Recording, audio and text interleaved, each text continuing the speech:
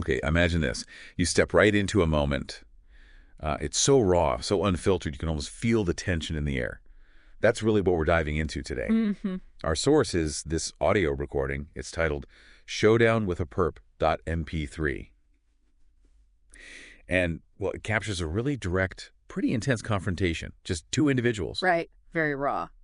And what's really compelling here, I mean, right off the bat, one person just explicitly labels the other a gangstalker and a community harasser. Yeah. Strong language. It's immediate, powerful. So it's this incredibly high-stakes stage for everything that follows. So, okay, let's unpack this. What strikes you immediately, just, beyond the sheer intensity? Well, it's fascinating, isn't it? That immediate declaration, this perceived surveillance, this targeted behavior, using those terms, gangstalker, community harasser, right from the absolute start. Yeah. For listeners who might not know, gang stalking is a term people use when they believe they're targets of, well, covert group harassment, Uh, often without clear, visible proof. it's a very specific belief system. Exactly. And this audio, it gives us this raw look at how that deeply held belief can, manifest in a direct, very public confrontation. It sets a very specific tone, almost like a pre-existing story is just playing out right there. That's a really crucial framing, yeah. And it sets the stage for what we're trying to do today for our mission here. Mm-hmm. So our goal with this deep dive, it isn't just to, recap what's said.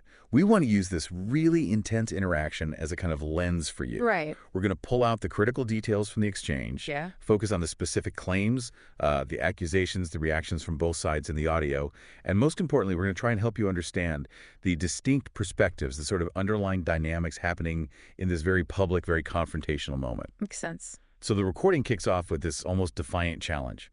We hear one guy immediately addressing the other, saying, "Hey, Mr. Gangstalker, you stay right there until I leave. Make sure you do your job." Wow. Straight into it. Yeah, and there's this repeated, really assertive demand. You stay right there until I leave. I don't want to see you move until I leave. You keep your eyes on me.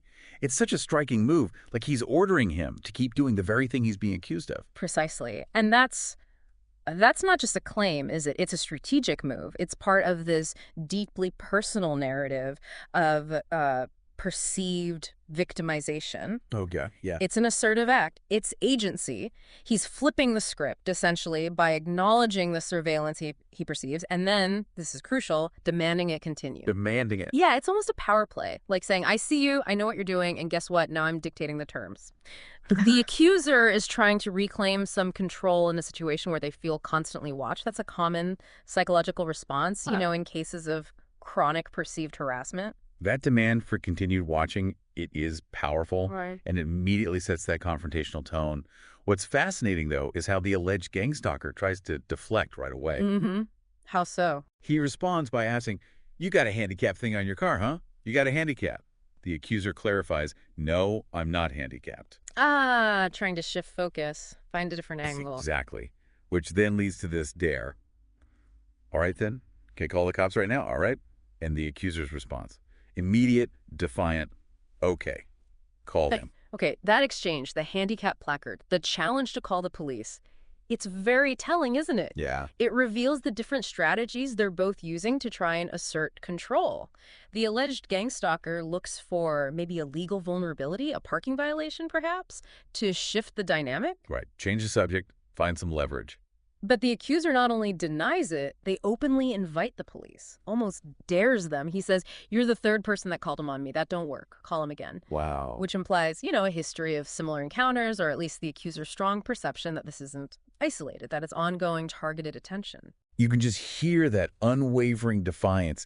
The accuser even kind of mocks the idea of a fine, saying, "See if you're going to, pay $100. Right. Dismissive. But the core accusation, that doesn't waver. He just reiterates, "You just keep watching me. You keep your eyes on me like you're supposed to do. Do your job." And then it escalates again. "You keep watching me from across the street and do your job. You're a gang stalker. You're a community harasser." It just repeats those terms for emphasis.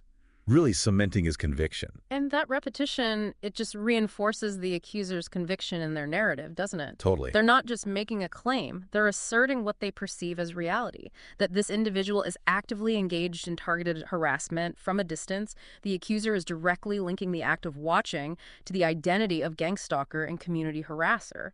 It's almost like creating a self-fulfilling prophecy within their own interpretation of what's happening. It's a key insight into how deeply these beliefs can become ingrained. And here's where this whole confrontation takes a genuinely alarming turn. After being called a gangstalker and community harasser again, Okay. the alleged gangstalker retorts, "Said you're a stupid end that says." Oh, wow. Yeah. The accuser immediately recognizes it, calls out the racial slur, says, "That's a hate crime, what you just did. What you call me N, that's a hate crime, sir. I could have your ass arrested for a hate crime." I mean, that just, it shifts the entire emotional tone of the thing, doesn't it? It absolutely does. That specific moment, it fundamentally changes the whole dynamic of the confrontation. What started as this accusation of surveillance, it immediately pivots. It becomes a legal threat, a deeply personal threat. Yes, way beyond just watching mess. Exactly. Identifying the use of that racial slur as a hate crime introduces this new, very serious dimension. It moves beyond just perceived harassment to potential legal consequences for that specific offensive language. It also just shows how quickly these public confrontations can escalate into really personal attacks. And yet, despite this really serious accusation, this hate crime allegation, the defiance about calling the police continues on both sides. Still, even after the slur. Yep. The alleged gangstalker says, call him, call him. But the accuser states really firmly, "I don't call the police. I don't call the police, man. I'm a grown-ass man. I can handle my own, man. I don't call the police on nobody." That refusal is interesting. Even after alleging a hate crime, it suggests a very specific stance, right? What do you make of that? Well, the accuser seems to view themselves as self-reliant, maybe sees involving law enforcement as a weakness, or maybe like an abdication of personal responsibility in this very direct face-to-face, like across-the-street confrontation. Right. He even flips it back, tells the alleged gangstalker, "No, you call the police, man. That's your job. That's what people like you do," which kind of implies a perceived connection between the alleged stalker and law enforcement, or at least a difference in how they each approach authority in these kinds of public conflicts. And it's this unyielding stance that really characterizes the accuser's whole approach here. He keeps telling the other guy, "You just stay across the street and keep watching me. Keep doing your job. Keep doing your job, bucko. Stay right there. I'll go." Still directing him. Still directing him. But then the accuser adds this crucial detail. And it really changes how you think about the scale of this perceived harassment. He says, "Oh, I ain't going nowhere. Well, you thought, who? You thought I was going to run away. I've been here the last 45 minutes while you were standing there watching me." 45 minutes. That revelation is absolutely key. Huge, right? Yeah, it transforms the whole thing. It's not just a brief incident anymore. It becomes this prolonged, persistent act of perceived surveillance. It indicates a really deep-seated belief in continuous monitoring. Yeah. And then the accuser taunts him, essentially, for potentially failing his mission, says, "You're not going to keep on watching me. Aren't you supposed to be doing your job? Your handler isn't going to like this. You're leaving your post. You're supposed to be watching me." The handler comment? Right. It suggests this strong conviction that the gangstalker isn't acting alone, that they're part of some larger organized network, and their actions, as perceived, are part of a coordinated effort. So, okay, let's try and summarize the core takeaways from this really intense exchange for you. What we've explored here goes way beyond just a simple argument. We've seen this deeply personal power struggle unfold. It's fueled by these persistent accusations of being watched, of gang stalking. The defiance, too. Exactly. The audio vividly captures that defiance from both sides about calling the police, even when it escalates to a direct accusation of a hate crime after that racial slur. And the time element. And the time element. That revelation, the 45-minute duration, it's not just a detail. It's a critical insight into the accuser's conviction. Yeah. This idea of prolonged, organized surveillance. Oh. It really captures a moment of intense, direct accusation and, well, a refusal to back down from either person. It offers this raw look into a deeply held personal reality. Yeah, and if we sort of connect this to the bigger picture, this deep dive into Showdown with Perp.mp3, It really highlights the complex and often intensely personal nature of perceived surveillance and these public confrontations, Definitely. which I think raises an important question for you, the listener, to consider. How do public spaces actually become stages for these kinds of deeply personal conflicts? And what does it reveal about the diverse ways individuals interpret and react to the presence of others, especially when those interpretations are just so profoundly at odds with each other?